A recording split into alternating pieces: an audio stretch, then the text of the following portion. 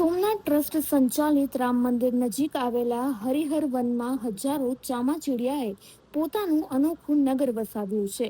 અહીં ઊંચા વૃક્ષો પર દિવસભર ઊંધે માથે લટકતા ચામાચીડિયા સાંજના સમયે ઝુંડમાં ઉડતા જોવા મળે છે.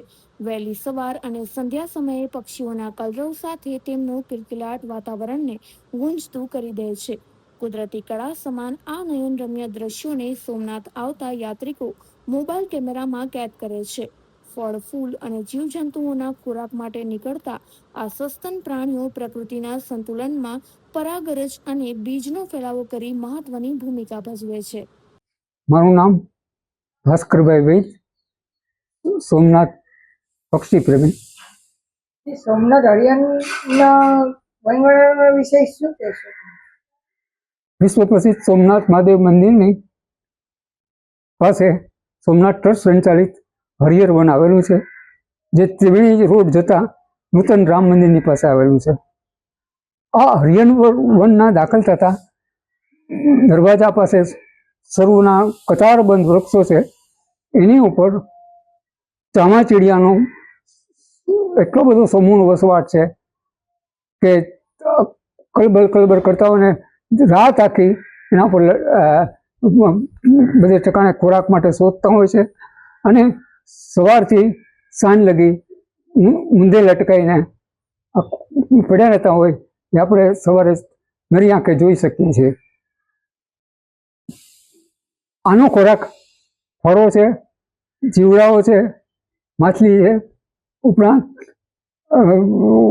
પુષ્પ છે અને અમુક પાન પણ છે. અને એ રીતે પોતાનું શિકાર કે ખોરાક ક્યાં છે, કુદરતે તેનામાં એવી આપણે શક્તિ આપી છે કે તે પવનની દિશા, ગંધની દિશા ઉપરથી પારખી શકે છે કે આપણે ખોરાક લેવા ક્યાં જવાનું છે. અંદાજે કેટલા સમયથી વળવાંગડા જોવા મળે છે?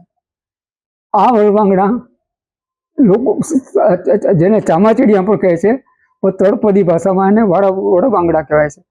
આ વર્ષોથી છે, કેટલાય વર્ષોથી. આ અગાઉ દેવસર ખાતે ગીતા મંદિર પાસે હતા, પછી બીજા કેટલીક વાર વૃક્ષો પડી જવાથી બીજે સ્થળાંતર રહ્યા, પણ પ્રભાસ પાટણમાં જ એ નિવાસ કરે છે ને હજારો છે. નોકે નોકે ઝાડ ઉપર તેઓ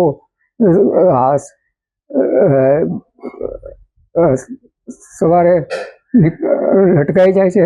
ને એ દરમિયાન કોઈક વાર કાગડાને પણ એમ થાય કે મારી જગ્યામાં કોણ આવી ગયું, એટલે કાગડા પણ યારે સંઘર્ષ કરે જ.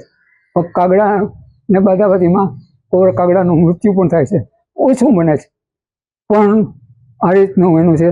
આ ચામાચીડિયા કે વળવાંગડા ફૂલ પર બેસી પરાગરજ લઈ જાય છે અને બી લઈ જાય છે.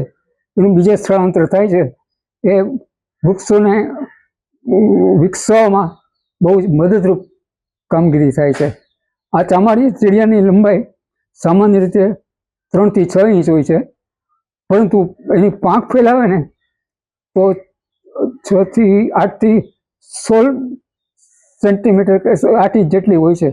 અને એના હવે વાત જાણવા જેવી છે, એના પંજા ને પાંખ, એના હાડકાં મનુષ્યના હાડકાં જેવા પંજા હોય છે, પણ એના નહોર છે ને તીક્ષ્ણ હોય છે કે એની તીક્ષ્ણથી સત્તાથી તે ઝાડ ઉપર, ડાળી ઉપર જે પકડ કરે છે કે એનું ગમે તેટલું વજન હોય છતાં એ પડતા નથી ને ઝાડને બરાબર દિવસભર ચીપકી રહે છે. આ ચામાચીડિયા નિશાચર છે ને એનું મોઢું બિલાડી જેવું હોય છે અને સામાન્ય રીતે કોક અપશુકન પણ માને છે તો કોક ભયાનક પણ માને છે, પરંતુ એક નિર્દોષ પ્રાણી, સસ્તન પ્રાણી છે એ વાત હકીકત છે. અને આ ચામાચીડિયા સમૂહમાં બધા સાંજ પછી નીકળતા હોય તે બહુ જોવા જેવું અલભ્ય દર્શન છે.